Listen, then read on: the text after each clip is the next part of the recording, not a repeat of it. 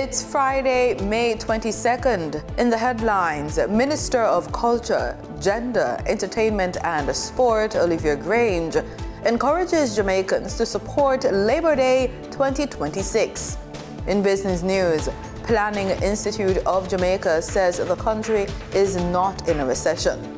Regionally, Grenada groups rally support for Cuba. And in sports, Reggae Boys drawn with Italy at Under-17 World Cup. This is the Weekend News on PBC Jamaica. I'm Simone Absalom Gale.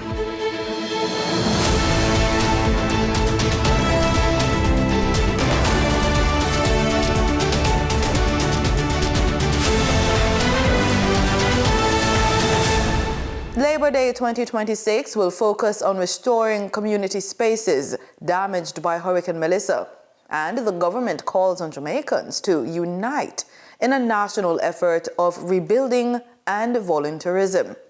Speaking at a recent JIS think tank, Minister of Culture, Gender, Entertainment and Sport, Olivia Grange, said this year's activity will target the rehabilitation of sports facilities, early childhood institutions, and other key community spaces.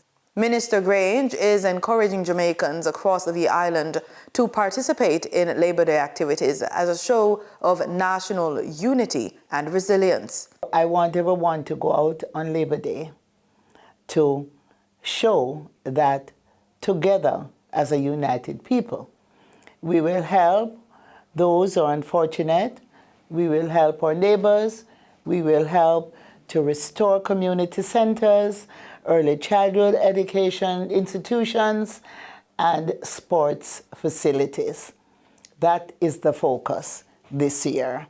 She says this year's theme reflects the importance of unity and rebuilding stronger after a disaster. Is the beating heart of who we are as Jamaicans. It captures our unbreakable resilience. It captures our unshakable unity and our fierce determination. When we stand together as one people with one purpose, there is no storm, no challenge, no obstacle too great for us to conquer. We have proven it from time to time. And so, one people, one purpose. In all things, Jamaica wins.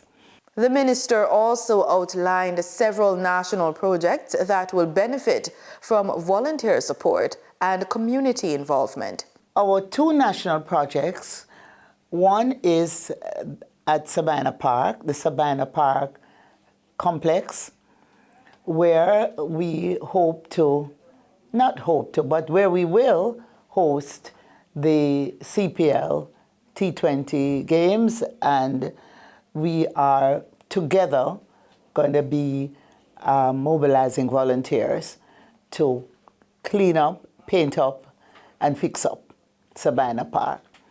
We also will go to Lewistown in St. Elizabeth to restore the roof at the Lewistown Early Childhood Institution. And after the day's activities, Jamaicans are being invited to attend the National Labor Day concert at Emancipation Park, which will close out the celebrations. Rising global oil prices continue to place pressure on Jamaica's economy amid ongoing conflict in the Middle East. That's the word from Director General of the Planning Institute of Jamaica, Dr. Wayne Henry. The rising commodity prices, in particular oil prices associated with the ongoing conflict in the Middle East, is exerting pressure on trade and output performance. The duration of the conflict will determine the scale of the impact. Given the central role of oil in production, price volatility has significant implications for inflation, the trade balance, and real GDP. Dr. Henry also notes that rising prices for energy products, grains, fertilizers, and shipping are increasing import costs and widening Jamaica's trade deficit.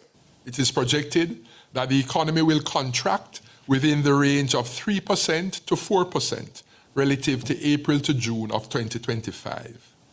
It is anticipated that GDP performance will be influenced by, one, continued geopolitical tensions in the Middle East, which have resulted in higher energy and fertilizer prices. The tourism sector, particularly accommodation and food services, is being impacted as rising fuel costs contribute to higher airfares, electricity bills, and food prices. According to Dr. Henry, the increased costs could reduce travel affordability for visitors. This will reduce affordability for global travelers, lowering foreign exchange earnings and tax revenue. He says energy-intensive industries such as mining, quarrying, and manufacturing may also face declining productivity because of rising input costs and supply chain challenges. More than 15,000 Jamaicans secured overseas employment opportunities in Canada and the United States last year through the government's Overseas Employment Program. Labour Minister Pernille Charles says 15,169 workers were dispatched in 2025, an increase of 944 compared to the previous year.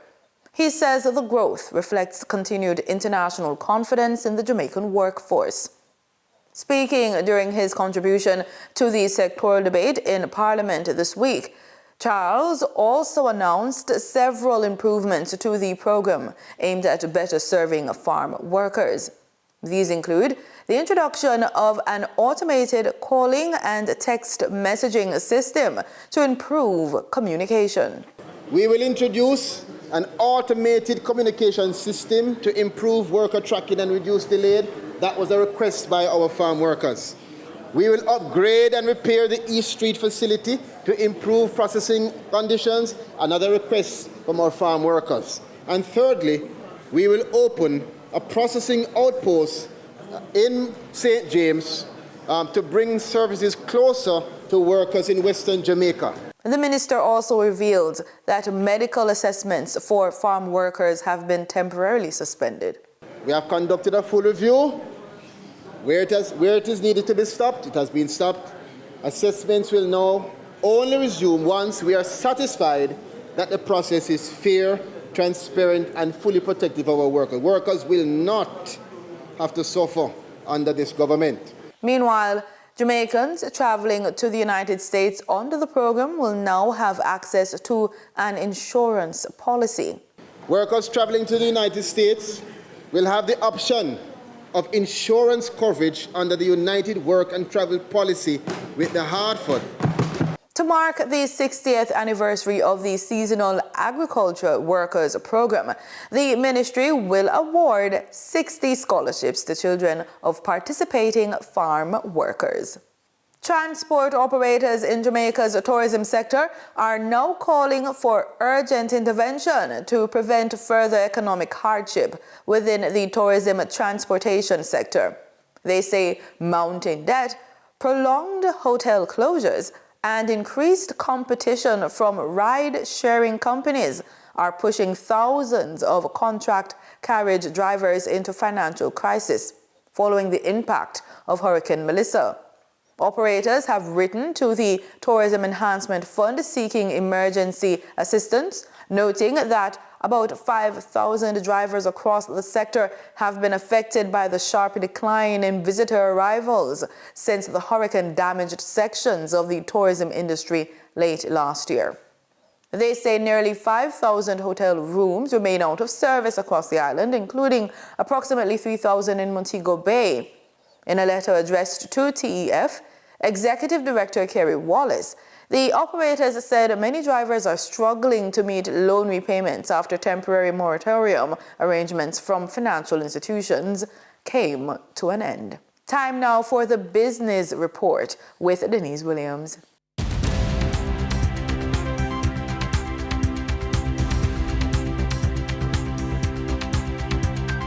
Welcome to today's Business Report. I'm Denise Williams, bringing you the developments shaping markets, capital access, and business decision-making across Jamaica and the region. Let's get into the stories that matter. The Planning Institute of Jamaica, PIOJ, says the country is not in a recession.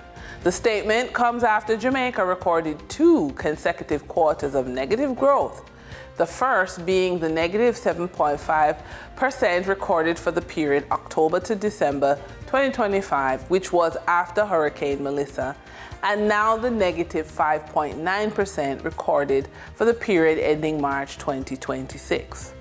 But according to Senior Director of Economic Planning Research and Policy Logistics at PIOJ, James Stewart, although the projections are negative, the economy is showing signs of recovery. We are thinking that there is no possibility of a recession. Statin will publish the deseasonalized quarter-on-quarter performance in their report. But we are suspecting that as the conditions of Melissa, the negative conditions from Melissa, eases each successive quarter, there will be a growth relative to the preceding quarter. So you won't find 2 consecutive quarters of decline during the quarter-on-quarter comparison. The Bank of Jamaica says demand for U.S. currency significantly exceeded supply in its latest foreign exchange intervention operation. According to the central bank, applications were opened on Thursday for the sale of US $30 million through its BFXITT standard intervention tool, with settlement scheduled for Friday. BOJ says it received 49 eligible bids valued at US $78.65 million, more than double the amount being offered. 21 bids were eventually allocated, with a full 30 million US taken up. The central bank says the settlement price for its allocated bills were $157.14 to $1 US. The Bank of Jamaica has kept its policy interest rate unchanged at 5.5% per annum. The central bank says the inflation outlook remains highly uncertain, pointing to continued sharp increases in international commodity prices, particularly crude oil. It cited disruptions linked to tensions involving the Strait of Hormuz, where shipping routes have been affected amid military activity involving US and Iranian forces. The bank also warned that rising global inflation could spill over into Jamaica's domestic prices and economic activity. Against that backdrop, there are calls for the Bank of Jamaica to maintain its benchmark rate for at least the next 2 quarters, despite mounting inflationary pressures.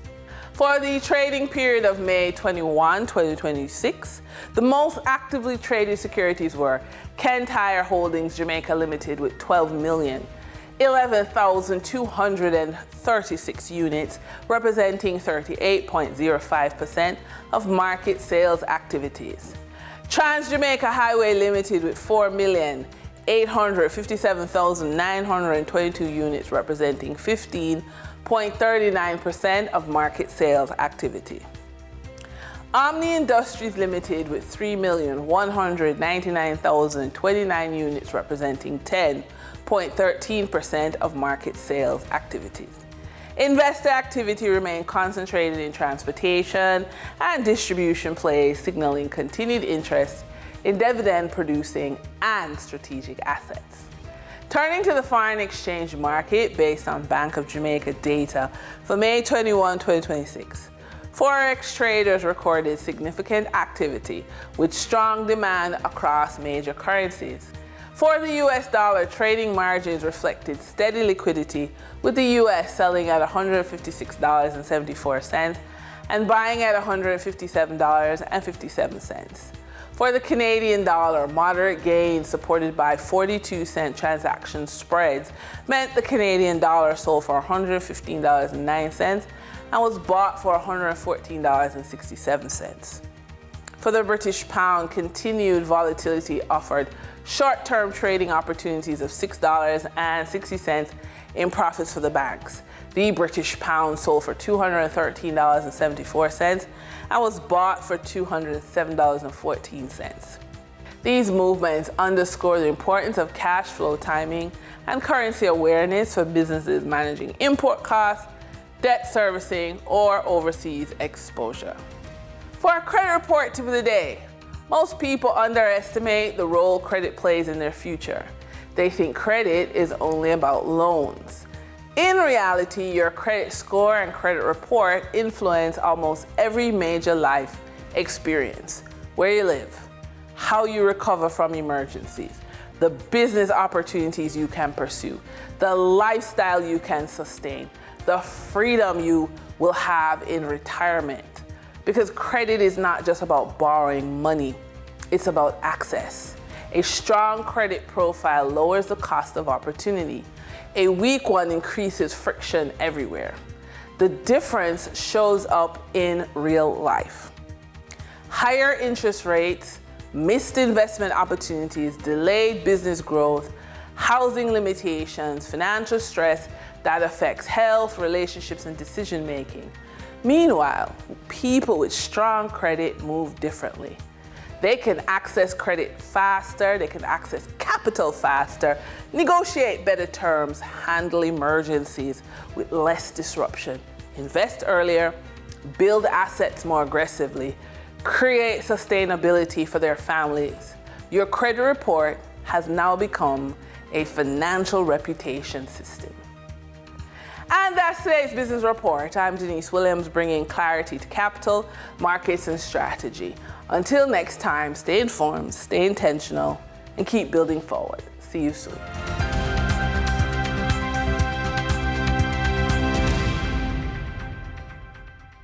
In regional news, as community groups across Grenada continue fundraising efforts in support of Cuba, Grenadian Ambassador to Cuba, Glenn Noel, is commending the growing show of solidarity. Organizers say the Grenada for Cuba campaign aims to provide humanitarian assistance to Cuban families and institutions through donations and fundraising activities being held across the island. Community groups and organizations across Grenada are continuing fundraising activities this weekend in support of the people of Cuba, efforts that Grenadian Ambassador to Cuba, Glenn Noel, says are greatly appreciated. Efforts, but I must commend the committee for the work that has been ongoing. I think it's a very good way to demonstrate solidarity with the people of Cuba. I think Cuba has a very strong legacy of humanitarian efforts and support for human development all over the world.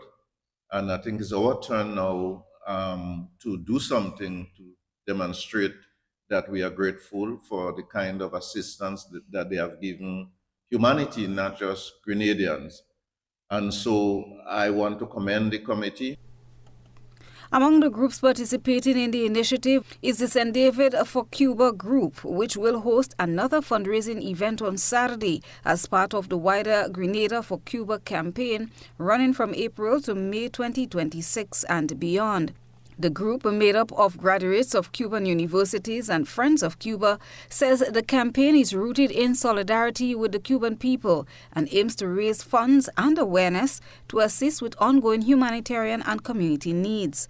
Following a successful breakfast sale at Redgate last Saturday, organizers are preparing to host another breakfast sale at the same venue this Saturday, May 23rd.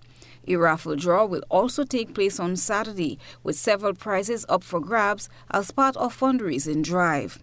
Ambassador Noel highlighted some of the items that can be donated. It will go a long way to assist the people of Cuba. I believe that every individual, every family that receive help will make a difference. So whatever it is, you start from there. I believe that they will be able to help institutions as it relates to identifying specific needs, solar panels, generators, in some cases, foodstuff, medical supplies. There's a whole lot of stuff that can be bought and sent and can be distributed to institutions and families. Organizers say all proceeds from the breakfast sale and raffle will go directly towards supporting the people of Cuba. Members of the public are being encouraged to support the initiative and contribute to the Barbados is taking a major step towards strengthening food security and boosting agricultural production with the launch of a new pollination services pilot project. The initiative, led by the Caribbean Agricultural Research and Development Institute, aims to demonstrate the critical role bees play in farming and crop production. We get more in this report. On World Bee Day, stakeholders in agriculture and apiculture came together to launch a pilot project designed to transform how farming is done in Barbados. The collaboration between CADI and the Barbados Apiculture Association will focus on using managed bee pollination to improve crop yields and strengthen food systems. CADI's representative in Barbados, Christina Pula, says the project comes at a time when pollinators are under threat globally, contributing to declining bee populations. CADI recognizes the importance that bees give towards pollination for numerous amounts of plants and how heavily we rely on pollination for our crop production. However, globally there has been a decline on pollinators due to habitat loss from extreme climatic events such as droughts, floods and fires, and you've been seeing some fires across the island for the past couple of weeks.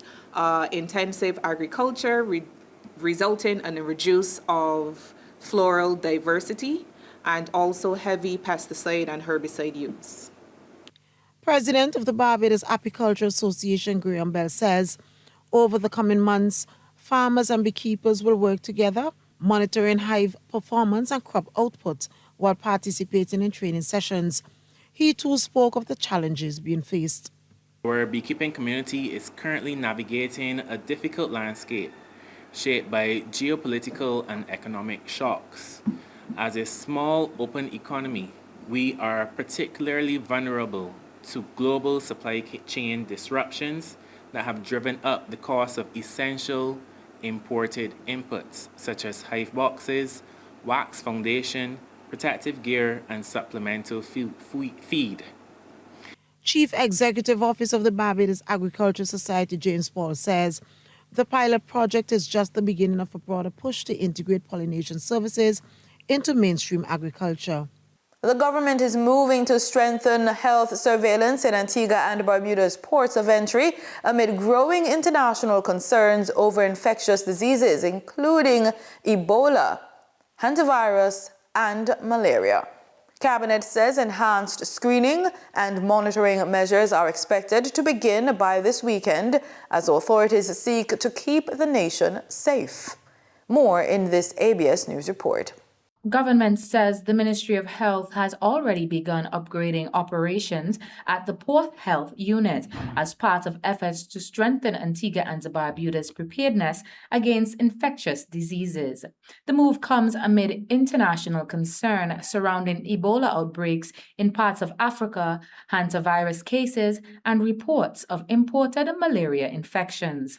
Director General of Communications, Maurice Merchant, says expanded screening measures are expected to begin shortly. Capitalizing on the country's experience with the COVID virus, there are individuals who are already trained in this area of identification of infectious diseases or viruses. And so they will be rolled out from this coming weekend. You should see some changes at our nation's ports in particular. Among the measures being introduced are enhanced traveler monitoring systems, temperature screening, and a stricter review of travel histories for incoming passengers. Authorities say travelers will be required to provide details of where they have traveled over the previous 21 days in an effort to identify possible exposure risks before entry into the country.